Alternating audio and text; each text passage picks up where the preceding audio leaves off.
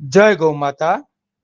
પવિત્ર શ્રાવણ માસ અને શ્રાવણ સુદ પૂનમ એટલે કે રક્ષાબંધનના પાવનકારી પર્વના રોજ ગૌ ભરોસે દાતાશ્રીના સહયોગથી કરુણા સેવક ગૌ સેવા ચેરિટેબલ ટ્રસ્ટના ગૌસેવકો આજે તારીખ 19/8/2024 રોજ એક ગાડી લીલો ઘાસચારો સુરત પાંજરાપોળ આખાખોલ ગામની ગૌશાળાના ગૌવંશને અર્પણ કરી રહ્યા છે.